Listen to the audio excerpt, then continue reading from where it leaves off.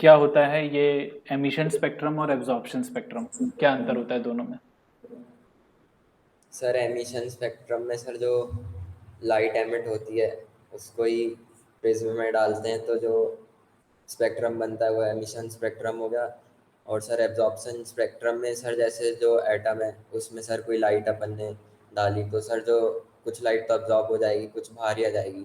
तो जो बाहर आएगी वो ट्रांसमिटेड लाइट होगी। उसको जब स्पेक्ट्रम में डालेंगे तो फिर जो मतलब प्रिज्म में डालेंगे तो जो स्पेक्ट्रम मिलेगा वो सर अब्जॉर्प्शन स्पेक्ट्रम हो जाएगा। ठीक है, स्क्रीन वाइज क्या अंतर होता है दोनों में?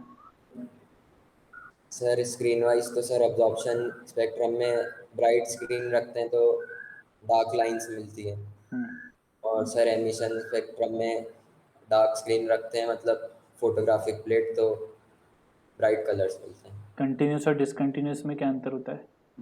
सर कंटिन्यूस में एकदम कोई ऐसी बाउंड्री नहीं होती फिक्स, एकदम मिक्स टाइप के ही लगते हैं जैसे रेनबो में। हम्म। और सर डिसकंटिन्यूस में लाइंस होती हैं, जैसे मतलब लाइंस ही होती हैं। अच्छा, ठीक है।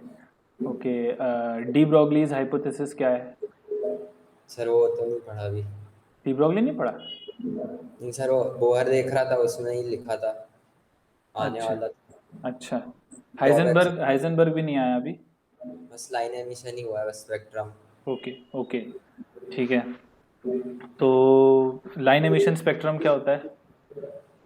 सर लाइन एमिशन स्पेक्ट्रम तो एमिशन स्पेक्ट्रम का ही एक पार्ट हो गया। उसमें सर जैसे अपन ने कोई एनर्जी दी हम्म। इलेक्ट्रॉन्स को या लाइट दी थोड़ी, तो वो हायर एनर्जी में चले जाएंगे, हम्म। हायर एनर्जी ऑर्बिट में लेवल में, तो स्टेबिलिटी गेन करने के लिए वापस नीचे आएंगे। तो जब नीचे आ रहे होंगे तब कुछ वो लाइट एमिट करेंगे।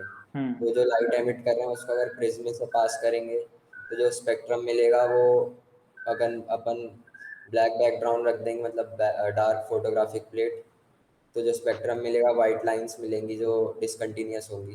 हम्म। वो लाइन एमिशन स्पेक्ट्रम हो जाएगा। तो क्या खास बात होती है ऐसी, मतलब इस स्टडी करने का क्या औचित्य है? सर अलग अलग जो एटम्स होते हैं सबका एकदम अलग अलग ही होता है, स्पेक्ट्रम सेम नहीं होता, तो इससे अपन पता कर सकते हैं कि ये अलग अलग एटम है दोनों। ठीक है, यूनिकनेस बताता है वो, है ना? हाँ। फिंगर टिप्स, फिंगरप्रिंट्स जैसे। हाँ सर। करेक्ट। और हम्म, और स्पेक्ट्रल लाइंस क्या होती हैं? सर स्पेक्ट्रल लाइंस जैसे सर ऊपर वाले ऑर्बिट से नीचे वाले ऑर्बिट में आ रहा है, जैसे मान लेते हैं थर्ड से फर्स्ट में आ रहा है, हम्म। तो सर या तो थर्ड से डायरेक्ट फर्स्ट में आ जाता है तो ये एक स्पेक्ट्रल लाइन हो गई, या हम्म। फिर थर्ड से सेकंड में आया, सेकंड से फर्स्ट में आया, तो ये दो स्पेक्ट्रल लाइन हो गई। तो स्पेक्ट्रल लाइन मतलब एक अपने हर जंप अपने आप में एक अलग होता है?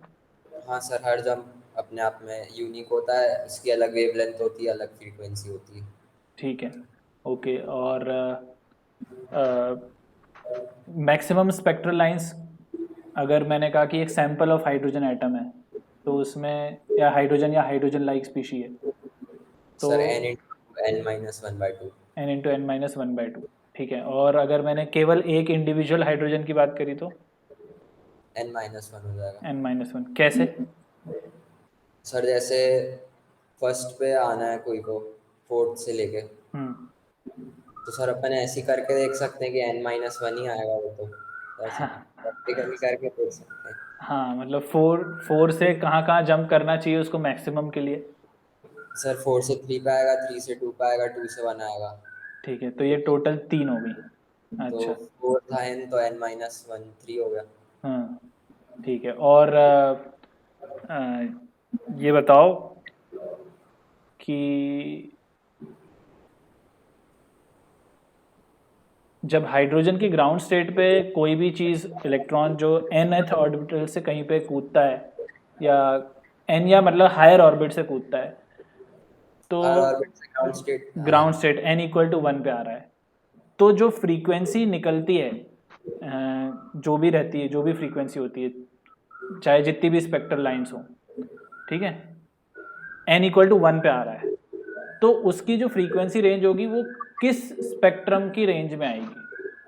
मतलब किस किस फ्रीक्वेंसी रेंज में आएगी वो? इलेक्ट्रोमैग्नेटिक स्पेक्ट्रम से अगर कंपेयर करें तो उसकी फ्रीक्वेंसी किससे मैच करेगी अगर n इक्वल टू 1 पे आ रहा है तो? सर अल्ट्रावायलेट से। करेक्ट, अल्ट्रावायलेट से। क्यों?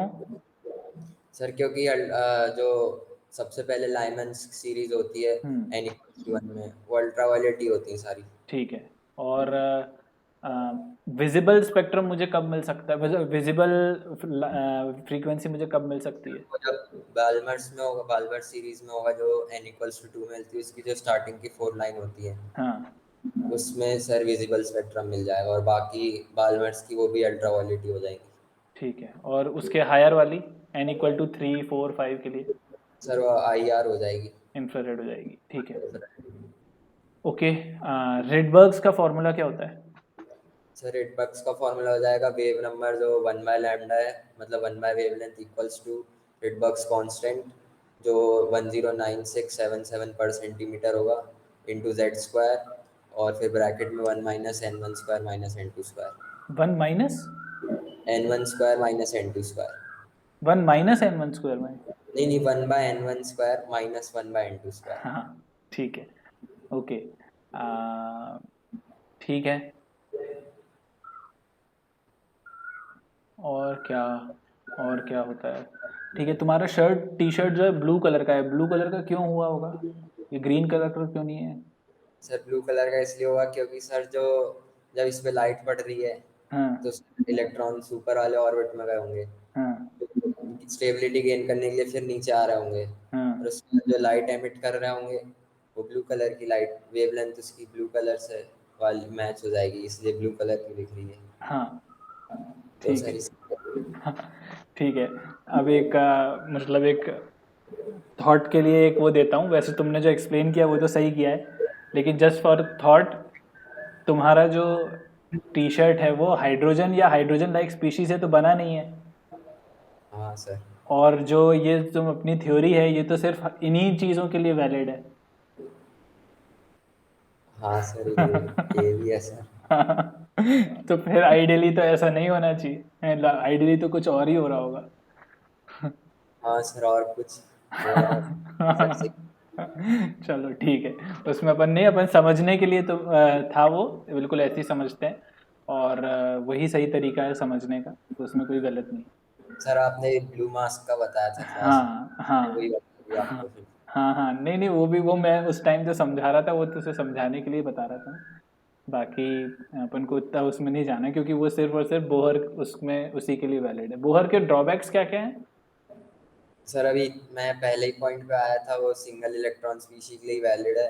हम्म, और सर आप बोल रहे थे कि पीरियोडिसिटी में भी पढ़ेंगे अपन कि शील्डिंग इफेक्ट और स्क्रीमिंग इफेक्ट के हम्म, कारण इलेक्ट्रॉन्स भी रिपेल करते होंगे, हम्म, हम्म, तो इसलिए वो बोहर फेल हो जाएगा उसमें। हाँ, करेक्ट।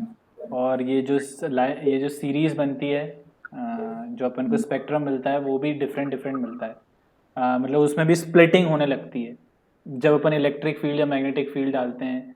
तो अपन उसमें ऐसा ऑब्जर्व करने को मिलता है कि वो अलग अलग हो गई हैं, स्प्लिट हो गई हैं। ठीक है, तो ये तुम पढ़ोगे आगे, देखना उसके बारे में। ओके। हाँ सर।